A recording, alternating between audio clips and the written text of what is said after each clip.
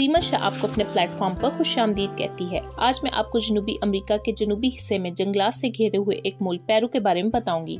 Peru जिसके हदूद शुमाल की जानिब से एक्वाडोर और कोलंबिया, मशरिक की जानिब से ब्राज़ील, जनूब मशरिकी सिंध में बोलीविया, जनूब में चिली और मगरब में दुनिया के सबसे बड़े समंदर बैरुल काहिल को लगती है।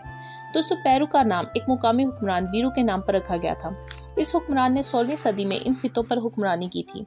इस हुक्मरान यानी वीरू की रिहाइश पनामा के नजदीक खलीज सैन मैगुएल के करीब हुआ करती थी। वैसे तो पेरू की तारीख कमोबेश 4000 साल पुरानी बताई जाती है, लेकिन यहाँ जानवरों के शिकार करने के औजारात इससे भी कदीम दरियाफ्त हो चुके हैं।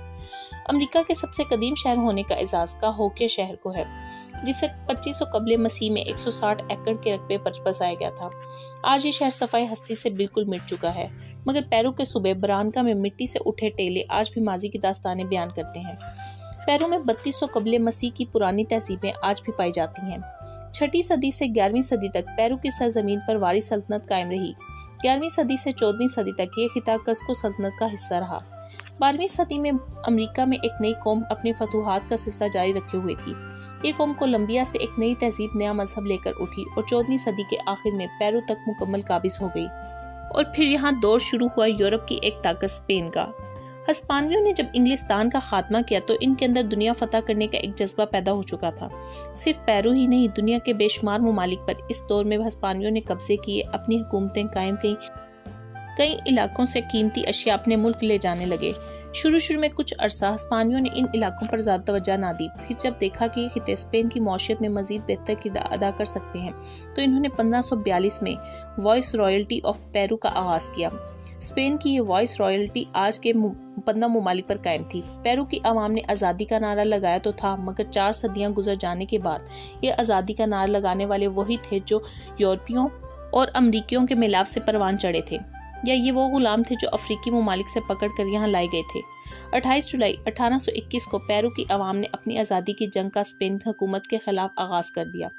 पेरू की इब्तिदा करना था कि हर तरफ से स्पेन को अपनी हुकूमत अमेरिका से जाती दिखाई देने लगी, और 3 साल बाद 9 दिसंबर 1824 को स्पेन ने पेरू की आज़ादी के खिलाफ एक नई तहरीक का आगाज़ किया, जिसमें स्पेन का साथ मुकामी उन हुक्मरानों ने दिया जो वॉइस रॉयल्टी के एक दौरान हुकूमत में थे, जबकि दूसरी तरफ मुकाबिल पेरू और कोलंबियन लोग थे।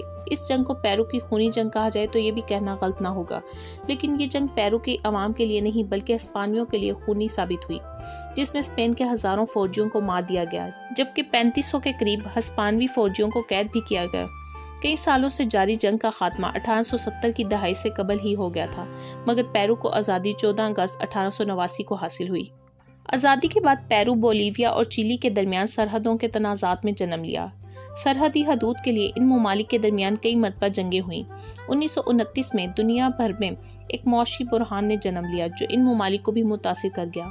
1930 में फौजी बगावत हुई जिसने पूरे पेरू पर कब्जा जमा लिया। 1989 में पेरू में कई दहाइयों बाद इलेक्शन हुए और हुकूमतें अपने काम करने लगीं। तब से आज तक पेरू में जमहूरी निज़ाम चल रहा है।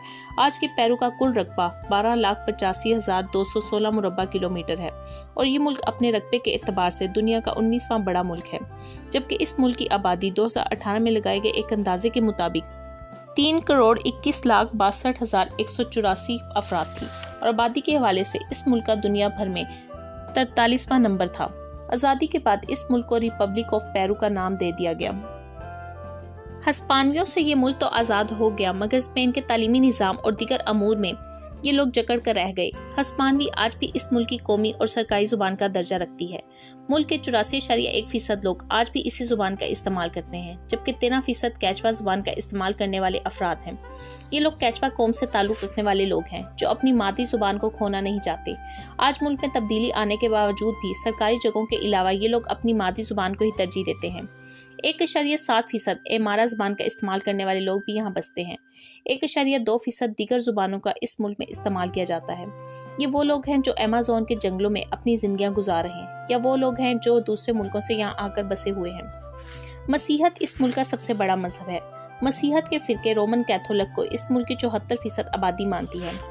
14.1% प्रोटेस्टेंट, 5.1% ऐसे हैं जिनका कोई भी मजहब नहीं, जबकि 4.8% दीगर मज़ाहिब के मानने वाले लोग यहाँ बसते हैं। دیگر مذاہب کے ماننے والے میں بدھ مت کے ماننے والے یہودی اور مسلمان ہیں۔ مسلمانوں کی تقریباً 6,000 لوگوں کی تعداد پیرو کے دارالحکومت میں مقیم ہے۔ لیما پیرو کا دارالحکومت اور سب سے بڑا شہر ہونے کا اعزاز رکھتا ہے۔ یہ شہر پیرو کے صوبہ لیما میں 15 جنوری 1835 کو ایک ہسپانوی لیڈر پیزارو کے نے تعمیر کروایا تھا، مگر آج کل یہ لیما شہر 2672 کلومیٹر رقبے پر پھیل چکا ہے اور یہ شہر اپنے اندر تقریباً 97,52,000 افراد کو سمیٹے ہوئے ہے۔ وقت کے لحاظ سے پیرو پاکستان سے 10 گھنٹے پیچھے ہے۔ یہ ملک پاکستان سے 15,646 کلومیٹر کی دوری پر واقع ہے۔ بہت سے یورپی ممالک اور امریکی ممالک میں رہنے والے افراد کو پیرو میں داخلے کے لیے ویزے کی ضرورت نہیں ہوتی۔ چاہے آپ پاکستان سے ہیں یا انڈیا سے اور آپ کے پاسپورٹ پر US ویلڈ ویزا ہے تو آپ پیرو کا سفر کر سکتے ہیں۔ پیرو کے جنگلات اور پانیوں کے خزانے پیرو کی ترقی کے راز بنے ہوئے ہیں۔ پیرو کی بجلی کی ضروریات کو پورا کرنے میں 2 ذرائع کا استعمال کیا جاتا ہے، ایک پانی اور دوسرا قدرتی گیس۔ قدرتی گیس سے اس ملک میں پیدا ہونے والی بجلی 44.53% ہے، جبکہ ہائیڈرو پاور سسٹم سے تیار ہونے والی بجلی 54.89% ہے۔ ملک کی ضروریات پورا کرنے کے بعد 32,000 کلو واٹ ہمسائے ملک ایکواڈور کو بھی بجلی بیچی جاتی ہے۔ ملک میں ہر طرح کا موسم ہونے کی وجہ سے اور آبپاشی کا نظام بہتر ہونے کی وجہ سے زراعت بھی ملک کی معیشت میں ایک کردار ادا کرتی ہے۔ یہ ملک کاٹن کے حوالے سے بہت مشہور ہے، جبکہ یہ ملک کافی، گنا، چاول، آلو، کیلا، آم، انگور، گندم اور کوکا کی پیداوار کے حوالے سے ملک کی معیشت کو سہارا دیے ہوئے ہے۔ پیرو کی خوشحالی کے پیچھے ان کے علاوہ وہ ذرائع ہیں جو کسی بھی ملک کو سونے کا بنا سکتے ہیں۔ تانبا، سونا اور سیسا، زنک، لوہا اور چاندی، قدرتی گیس ہی وہ ذرائع ہیں جو لاکھوں نوجوانوں کو روزگار دینے کے ساتھ ساتھ اس ملک کی خوشحالی کا اہم راز ہیں۔ سیاحت کا شعبہ اس ملک کی معیشت کو بڑھانے کا تیسرا بڑا شعبہ ہے۔ یہاں ہر سال لاکھوں کی تعداد میں سیاح آتے ہیں۔ ملک کا 74% رقبہ ایمازون کے جنگلات نے اپنے گھیرے میں لے رکھا ہے۔ ایڈونچر کے شوقین افراد ان جنگلات میں چھٹیاں گزارنے کی غرض سے اس ملک کا سفر کرتے ہیں۔ +51 اس ملک کا کنٹری کوڈ اور PE اس ملک کا کنٹری ڈومین نیم ہے۔ پیرو کی کرنسی کو سول کہا جاتا ہے۔ اس کرنسی کا پیرو میں آغاز سال 1991 میں کیا گیا تھا۔ اس سے پہلے انٹی کرنسی کا استعمال کیا جاتا تھا۔ آج ان کا ایک سول پاکستانی 37.38 روپوں کے برابر جبکہ 27.13 انڈین روپوں کے برابر ہے۔ یہ ملک ہزاروں اقسام کے جانوروں سے بھرا پڑا ہوا ہے۔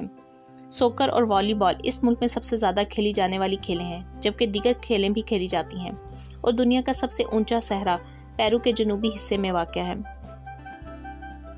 ریمل شاہ اپنے ادارے اور چینل کی طرف سے آپ کا شکریہ ادا کرتی ہے۔ دنیا کی مختلف قوموں اور ملکوں، سیاحت، سیاست اور تمدن، مزید معلومات کے لیے میرے ساتھ جڑے رہیں۔